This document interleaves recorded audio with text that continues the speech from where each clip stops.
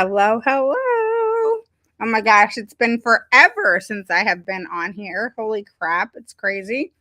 Make sure you guys say hello in the comments and post a one below if it's your first through third time catching me live. You guys should know this, but it has been a long time. Posted two below if you're an oldie but goodie. All right. So, for those of you who don't know me, my name is Raven Woods. I'm the CEO and founder of Autism Mama Rocks IEP, and I help parents like you become knowledgeable and confident in becoming the CEO of their IEP meeting. And it's been forever since I have been online. Hi, Teresa. How are you? Hopefully, I said your name right. I have not been answering questions on my group. Hold me accountable. And I've been honestly feeling crazy. I don't know if any of you guys deal with anxiety, but I'm going to own it. I deal with anxiety. And what's funny is no one would ever guess it. No one would ever guess that I have anxiety because I'm such a bulldog in IEP meetings. But believe it or not, I deal with anxiety. And I have literally 6 due process cases going on as we speak. Okay. And I have 4 more that I'm finishing up and writing. And when I write them, guys, sorry, they're like mowing outside. But when I write them, they're long. Like the last one I just wrote in Texas, all of them are in Texas. 38 pages, y'all. 38 pages.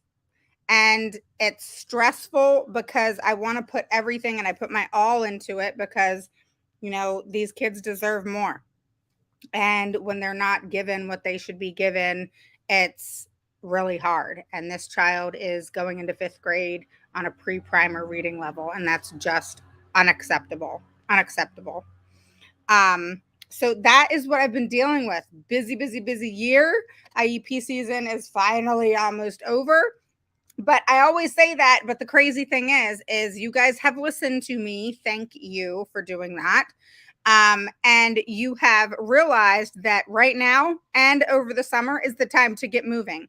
If this year went not as you planned, maybe it was a complete shit show, then you need to get into the mindset that, okay, well, it's not happening again next year, period. All right. You get on it right now. I'm on here too to let you know I do have 4 spots available. Yeah, it's been like almost all year since I've had spots available. Pretty much all year. I have 4 now. And I only take 4 at a time because my foot is falling asleep, y'all. Because I want to give you guys my individualized attention and things have been crazy. So again, I apologize for that. But here's the deal. We're going to talk about ESY today. And again, post a 1 below if it's your first through third time catching me live. Post a 2 below if you're an oldie but goodie. You guys know what to do. Okay. So we're going to talk about ESY for a minute. I don't have my notes in front of me. I'm winging this, y'all, because it really bugs me. ESY bugs me so bad. Okay. So ESY is extended school year. It is not summer school. Okay, there is a difference. General ed, neurotypical children go to summer school, say they didn't do well that year. Special education children who have IEPs go to extended school year. All right. Now the schools will tell you, oh, well, your child's not regressing, so they don't qualify. Or, oh, they made progress this year. They don't qualify. I mean, you name it, they come up with it. I mean, the things they've come up with, I mean, I give it to them. Pretty clever, pretty clever. And what we as parents need to not do anymore, including myself doing it years ago, is be gullible and have that mindset that, oh, well, they're out for my child and they're going to do what's best for my child. And everything that goes along with that. Okay. And typically it does not come back to the teachers. Okay. Does not typically come back to teachers. Teachers, I don't believe in my heart of hearts go into teaching because they're going to become millionaires.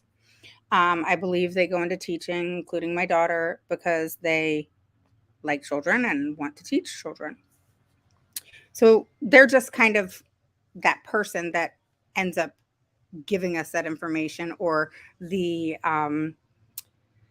child's caseworker or someone in administration. All right. Usually, if an advocate's not involved, you don't have your director of special ed involved yet. But that's typically how it goes. All right.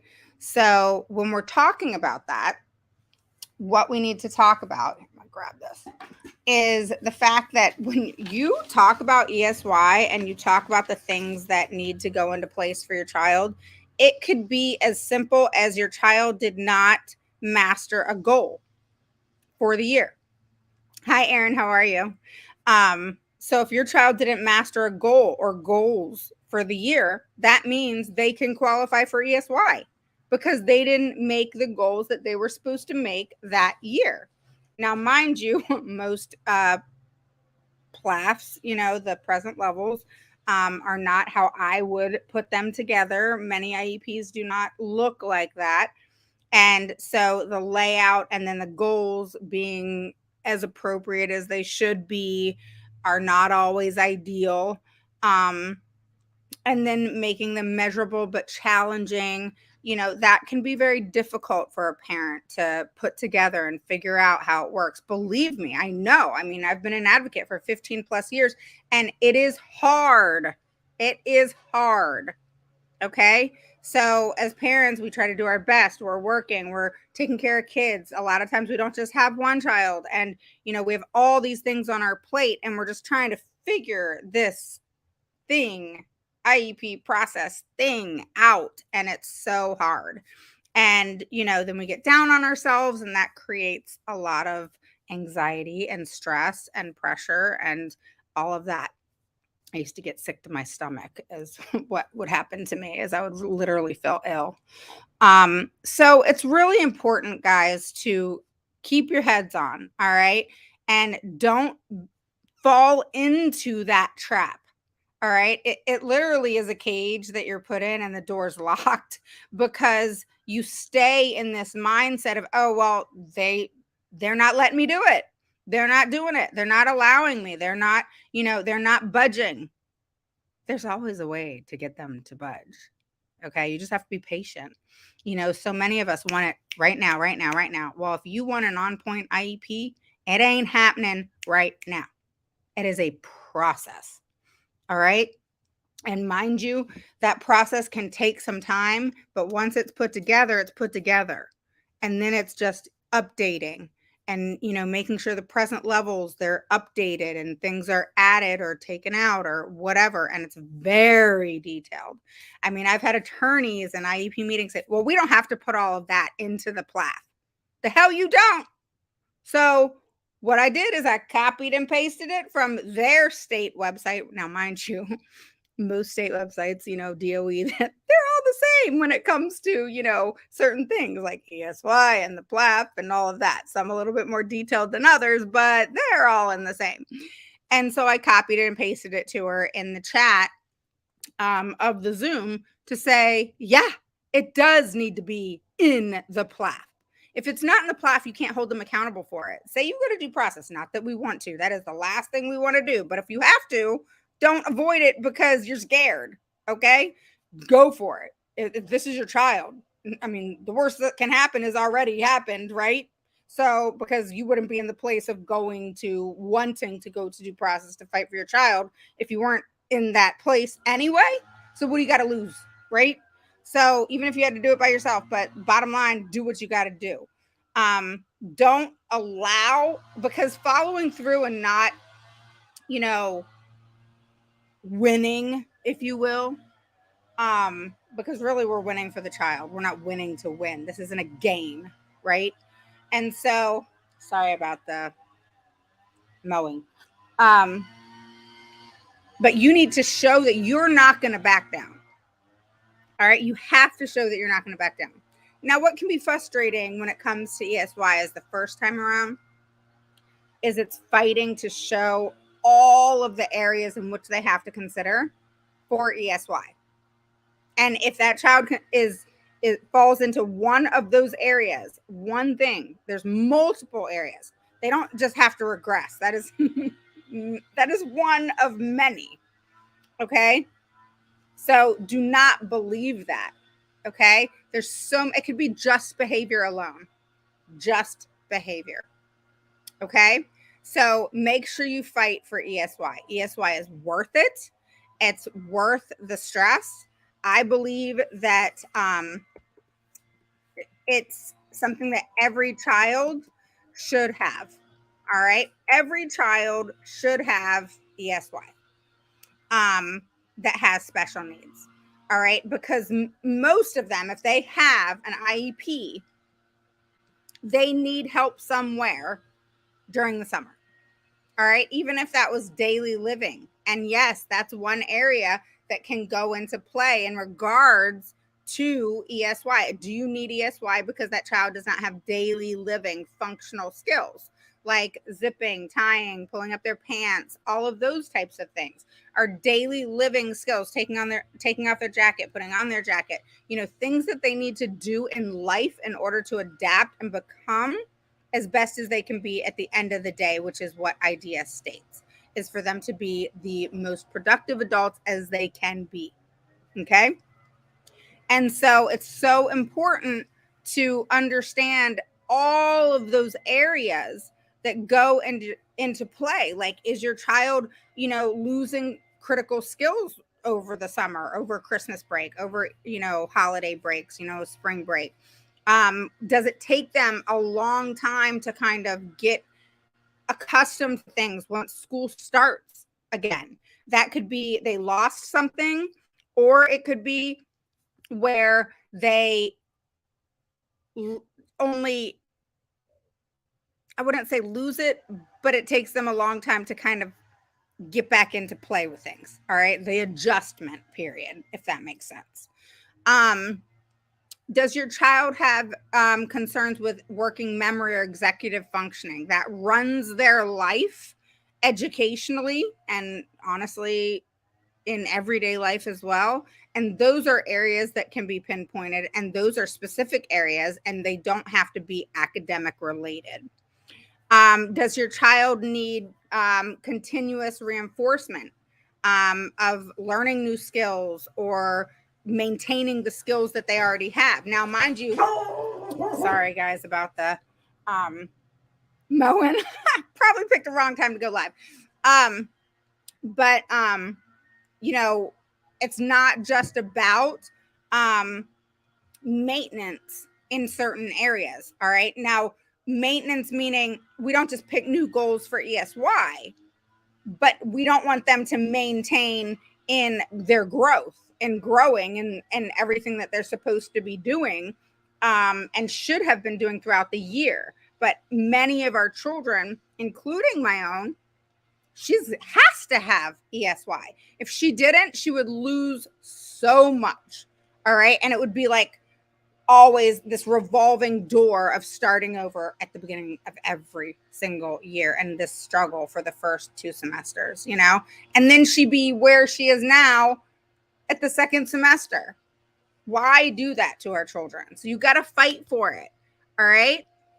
Don't allow the schools to say your child doesn't qualify. I can guarantee you more than likely you'll find something of how they will qualify.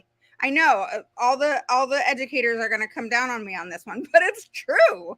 Okay. It is true. You will find something, or I will, because every child can benefit from that ongoing learning, because our kids lose things. They don't maintain it as much as a neurotypical child. They're not processing it as efficiently. All right. Their recall is a lot slower. There's so many things that can affect them in the everyday life if they don't have ESY and ongoing repetitive things that are going on, and that can be, like I said, simply behavior. All right. With behavior alone, so many things can happen. Oh, you're welcome. Yes, definitely post a 1 below if it's your first through third time catching me live, a 2 below if you're an oldie but goodie. I'm finally going to be going live again. And I do have 4 spots open. And I have not had 4 spots open in how long, Erin? Like all freaking year. It's crazy. I know. But this is the time to start, believe it or not, because if you fought all year, it hasn't been successful. That's not you being a failure. That is you being a fighter. All right. And sometimes we just need that little pick me up, and sometimes it's just the change of person, and they know that typically at that point they need to mind their P's and Q's. My name has definitely gotten around. I don't play with school districts. I definitely don't go in and think that everything's going to be hunky dory and we're all going to get along and collaborate. Doesn't work like that. I wish it did, but it doesn't. And those who think it does, then more power to you. Because if you have that ideal situation, please run with it. Please. Because so many, I would say most, do not have that situation. So if you do, you run with it, because most people don't. And again, it really doesn't typically always come down to teachers. It's the people over them that, rule the roost. But you've got to fight for ESY. I mean, there's so many things, but we're talking about ESY right now. And you want to, if your child's school year has not gone how it should have gone and how you want it to have gone, and they've fought you and you've tried to fight for this or that, and you're kind of like, they're not going to give it to me. What am I going to do? Stop thinking that way, because that's when you need to fight more.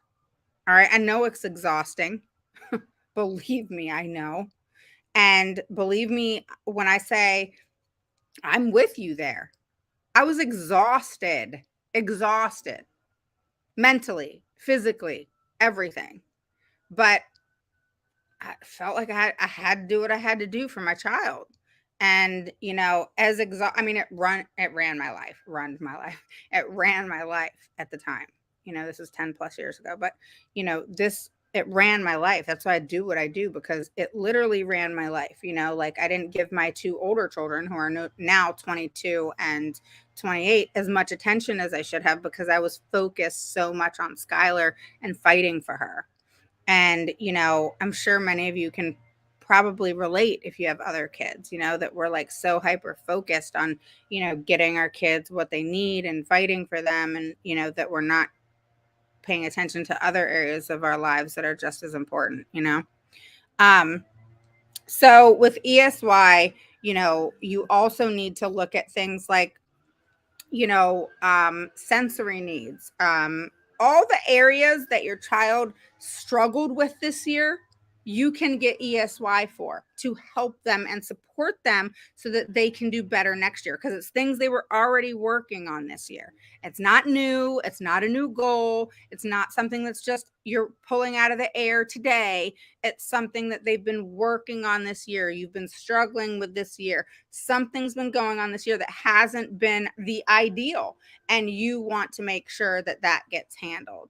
Okay. And that your child's behaviors or sensory needs or socialization, or speech, whatever it is, does not, go down the tubes if you all made any type of progress this year. So don't think that because you made some sort of progress this year on goals, if that goal was not mastered, now most present levels aren't where I want them, meaning the goals aren't where I want them, me personally, where I'd want your present levels. But, so if you had, let's say, the child needed to write 5 to 6 word sentences, 3 of them, in 8 out of 10 opportunities, as measured. And I like this, where it's as measured every 2 weeks out of a 9-week grading period, meaning 4 times out of a 9-week grading period. It's perfect. I've started teaching school districts this strategy,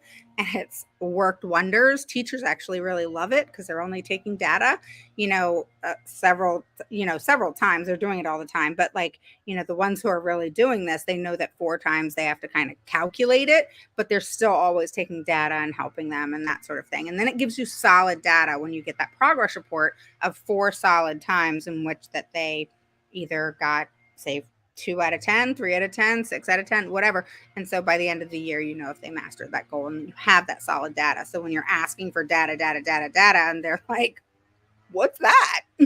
You know, and you're like, I want tangible data. I need to have it in my hand, please.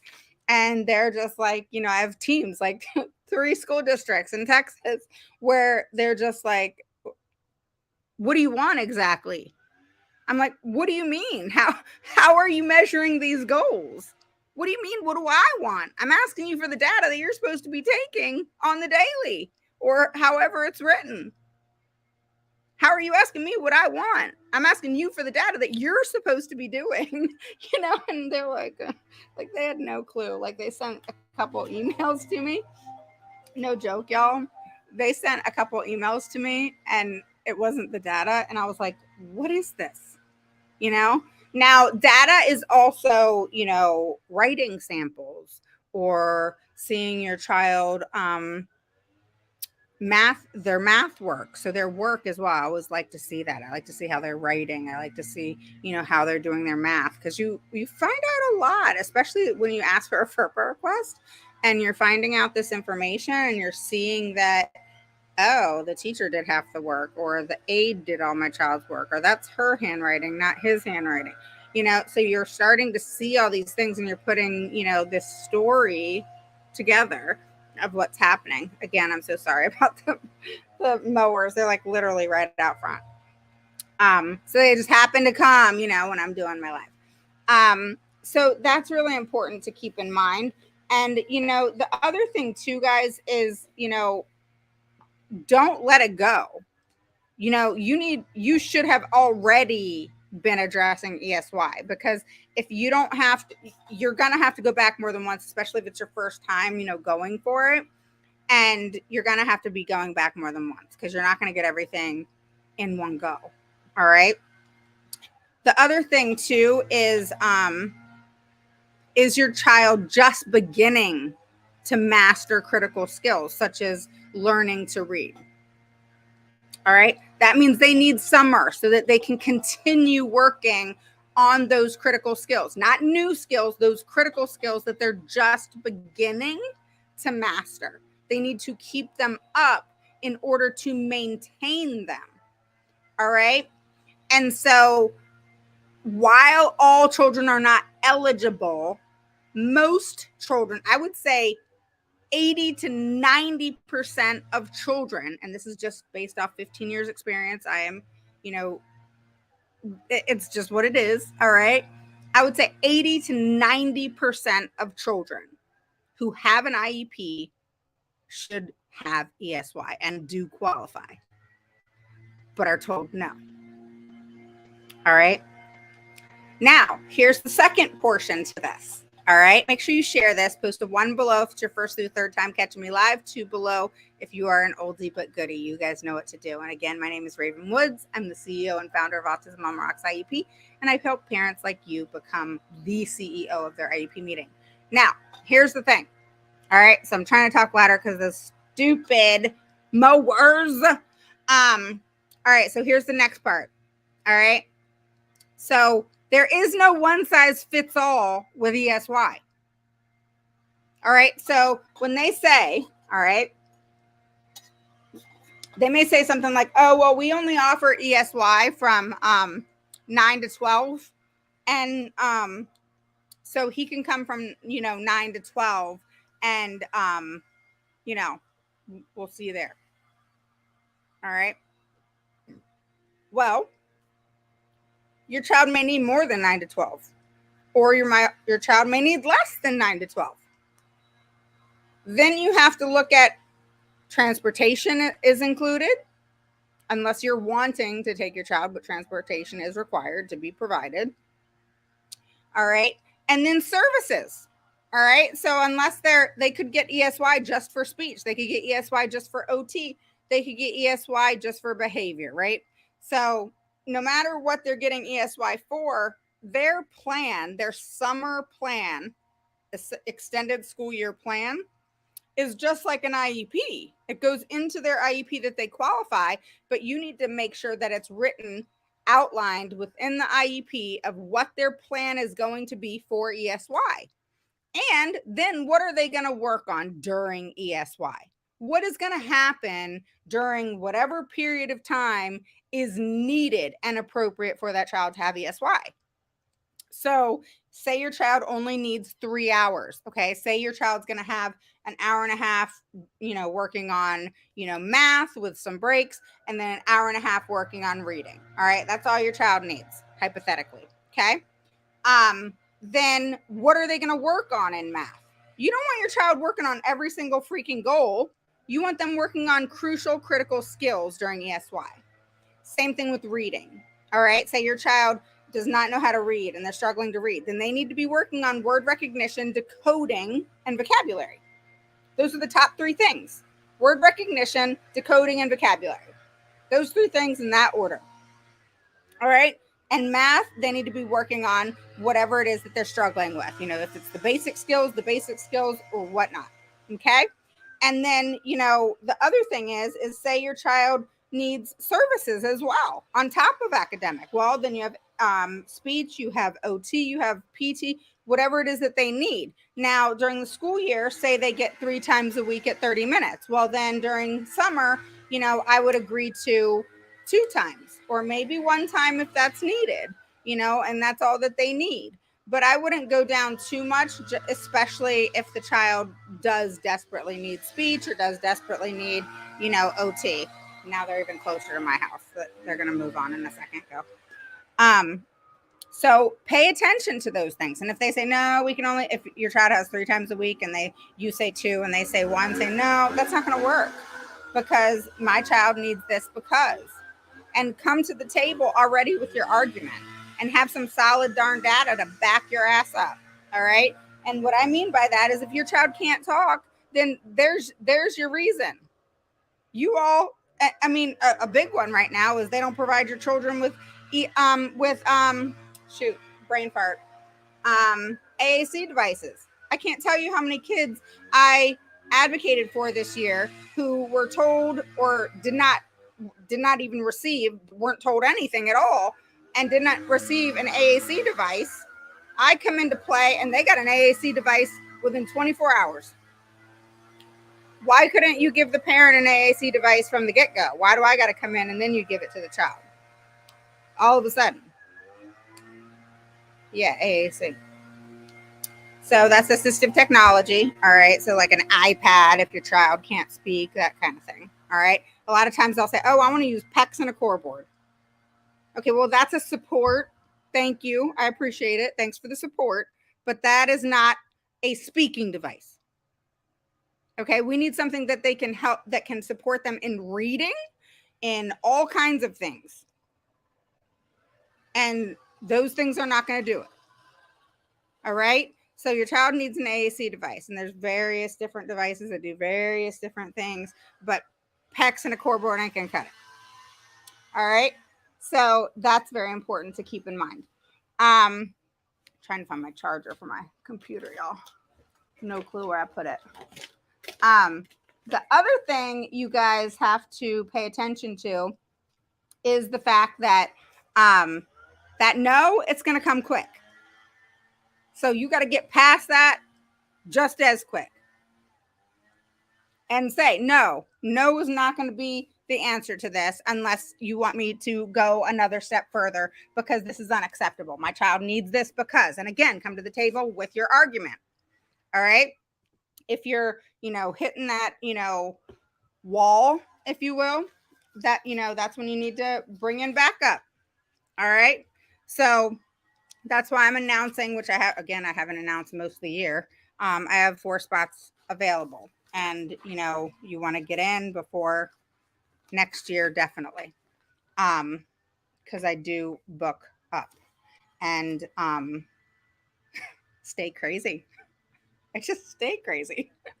And also don't forget, join the membership. I'm so excited by it. I mean, so many people have joined and watch the replays, and, I'm getting ready to upload more PDF documents that you guys get for free. So you get me face-to-face on a Zoom for 3 hours a month, an hour and a half. And I'll bring in specialists as well that, talk to you about what they do, and you can ask questions. And then I'm teaching you for my portion to become the CEO and bust some ass in IEP meetings, because I'm so tired of the memberships. I'm even members of where you're going to teach me about the law. I already freaking know about the law. Most of you guys know about the freaking law. We can Google it and have our PhDs in it, which I did. I got my I'm so well versed in having my Google PhD. I can't even tell you. I mean, I am a doctor at Google. But guess what? Google's not always right, number one. And number two, Google has a lot of opinion. And then number three, you can't go into an IEP meeting knowing what to do, fighting for your child just because you know the law. They don't give a shit, obviously. Okay? So you need to know how to fight for your child. You need to know what to do. All right? You can hear me now, right? You hear how my voice goes up and down, and I'm just, that's just my personality anyway. But it does that in meetings too.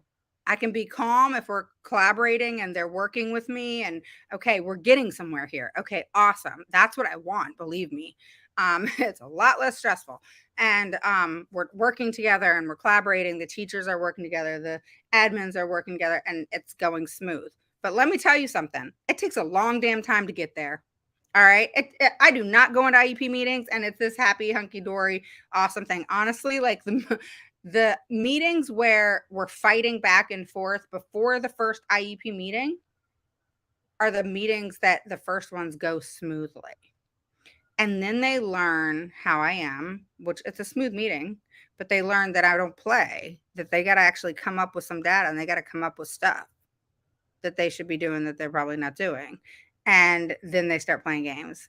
I'm telling you, I got it all on recording. That is probably how I can back everything up that I say, because I record it all. All right. And so there's no denying it.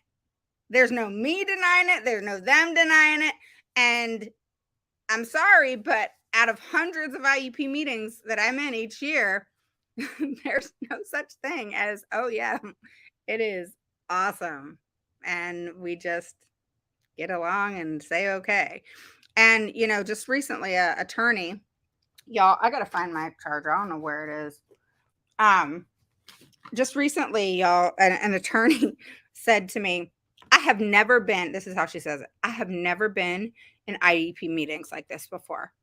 These are the first. And she was talking to the parent, and the parent was saying, what, the ones where my advocate actually makes you guys do what you need to be doing?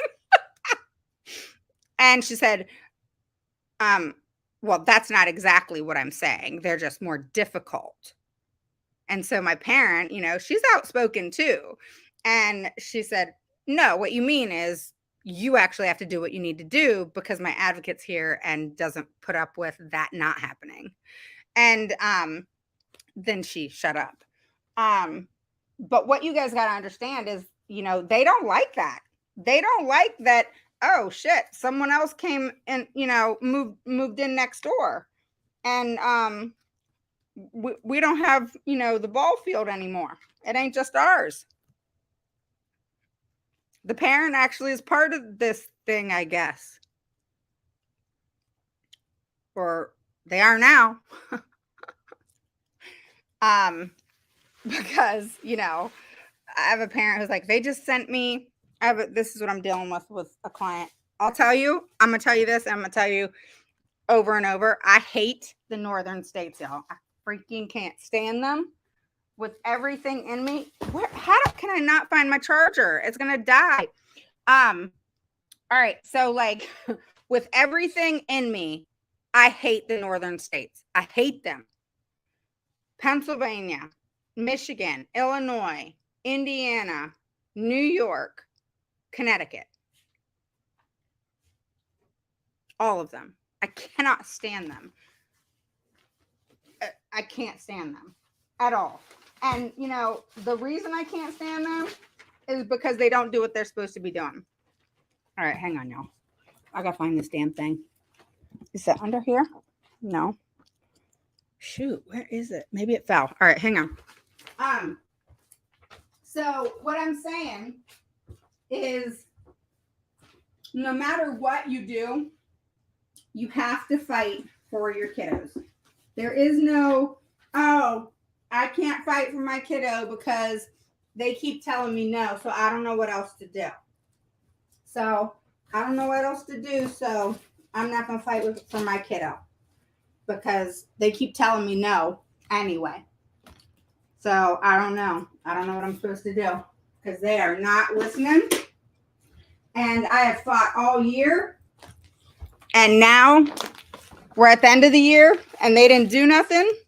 So I give up. I can't do it anymore. I'm too stressed out. Don't do that, y'all. All right? Don't do that. All right? Your child deserves better than that. And I sure as heck know y'all got that resilience. Y'all can do this. All right? So just remember, summer is about learning. Extended school year is about them maintaining those academic skills, those behavior skills, those daily living skills that they may not have mastered, or they're just learning critical skills that they need to continue learning and not lose. Or they just have speech deficits or serious occupational therapy or sensory deficits, behavior. There's so many reasons, guys. So think outside the box. Know that it's not a one size fits all. All right. Your child can even do things outside of the school. There's camps, there's different things that if it's going to support your child in their area of need, then it is something that the school district has to consider. All right. My daughter did therapeutic riding. She did multiple different things. You know, the school district was open to that because they didn't actually have all the staff to give her everything that she needs. And that's more than likely why your school district probably says no all the time. All right. So they need to start thinking outside of the box and serving the children where they are and how they need to be served and meeting each and every one of their needs. All right. So I will talk to you guys soon. Don't forget to join the membership, the Special Education CEOs Club, and I will put the link in the comments, and I will also make sure that it's pinned. And I will see you guys soon. Take care. Bye.